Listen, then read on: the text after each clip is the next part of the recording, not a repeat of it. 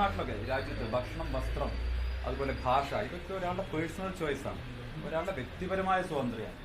ആ വ്യക്തിപരമായ സ്വാതന്ത്ര്യം സംരക്ഷിക്കാൻ വേണ്ടിയുള്ള പോരാട്ടത്തിലാണ് മതനിരപേക്ഷ ശക്തികളൊക്കെ ഒന്നിച്ചു നിൽക്കേണ്ടെന്ന് വിശ്വസിക്കുന്ന ആളാണ്. അതുപോലെ തന്നെയാണ് രാഷ്ട്രീയവും. പൊളിറ്റിക്സ് എന്ന് പറയുന്നത്, പൊളിറ്റിക്കൽ ഐഡിയോളജി എന്ന് പറയുന്നത് ഒരാളുടെ വ്യക്തിപരമായിട്ടുള്ള പേഴ്സണൽ ചോയ്സ് അല്ലേ.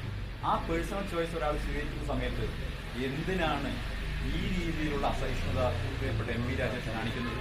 ഞാനിപ്പോൾ ഭയക്കുന്നത് എന്നെ കൊല്ലാൻ വേണ്ടി ഇന്നോവ അയക്കുന്നത് CPM ഉം BJP യും ചേർന്നിട്ടായിരിക്കും എന്നുള്ളതാണ്. ഒരു CPM BJP സംയുക്ത ഇന്നോവ എന്നെ കൊല്ലാൻ വേണ്ടി അയക്കുമോ എന്ന് ഞാൻ ഭയപ്പെടുകയാണ്. ആ ഇന്നോവ ഒരുപക്ഷെ ഡ്രൈവ് ചെയ്യുന്നത് എം വി രാജേഷ് ആണെങ്കിൽ ആ ഇന്നോവയ്ക്കകത്ത് എനിക്കെതിരെയുള്ള കൊട്ടേഷനുമായി വരുന്നത് ഇപ്പോൾ സുരേന്ദ്രനായിരിക്കാം.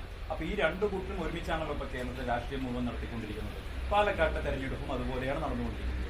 അപ്പൊ ഈ CPM BJP സംയുക്ത ഇന്നോവ പരിപാടി എന്റെ നെറുക്കെടുക്കുന്നുണ്ടെന്നാണ് ഇന്നലത്തെ പ്രതിനിധി എനിക്ക് മനസ്സിലാകുന്നത്. കാരണം ഈ രണ്ടു കൂട്ടരും ഒരുപോലെയാണ് എനിക്കെതിരെ, ഒരേ ആക്ഷേപങ്ങളാണ്, ഒരേ ഫാക്ടറിയിൽ നിന്ന് ഉത്പാദിപ്പിക്കുന്ന ആക്ഷേപങ്ങളാണ് എനിക്കെതിരെ ഉന്നയിച്ചുകൊണ്ടിരിക്കുന്നത്. ഇതെങ്ങനെയാണ് സയാമീസ് ഇരട്ടകളെ പോലെ ആക്ഷേപിക്കാൻ കഴിയുന്നത്?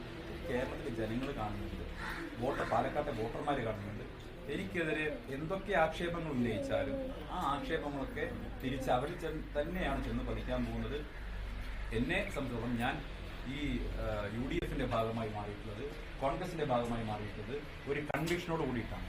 ഏതെങ്കിലും തരത്തിൽ എനിക്ക് സ്വാഭാവികമായിട്ടും ഏതെങ്കിലും തരത്തിൽ ഇവരെ ആക്ഷേപിക്കുന്നത് പോലെ ഏതെങ്കിലും ഓഫറിന്റെ ഭാഗമായിട്ട് പോകാനാണെങ്കിൽ ഓഫർ നൽകാൻ കഴിയുന്നവരുടെ അടുത്ത് പോകാമായിരുന്നല്ലോ.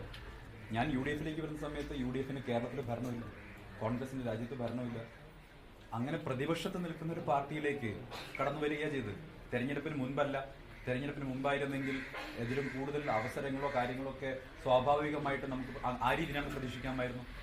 ഞാൻ കടന്നു വന്നിട്ടുള്ളത് വെറുപ്പിന്റെയും വിദ്വേഷത്തിന്റെയും ഫാക്ടറിയിൽ നിന്നും ആ പരിസരത്ത് പ്രവർത്തിച്ച് മടുത്തതിന്റെ പേരിൽ, മനം മടുത്തതിന്റെ പേരിൽ പ്രത്യയശാസ്ത്രത്തെ, ഞാൻ വിശ്വസിച്ചു പോകുന്ന പ്രത്യയശാസ്ത്രത്തെ എന്നേക്കുമായി ഉപേക്ഷിച്ചുകൊണ്ടാണ് ഇതാ UDFന്റെ മാനവികത പക്ഷത്തേക്ക് ഞാൻ കടന്നു വന്നിട്ടുള്ളത്.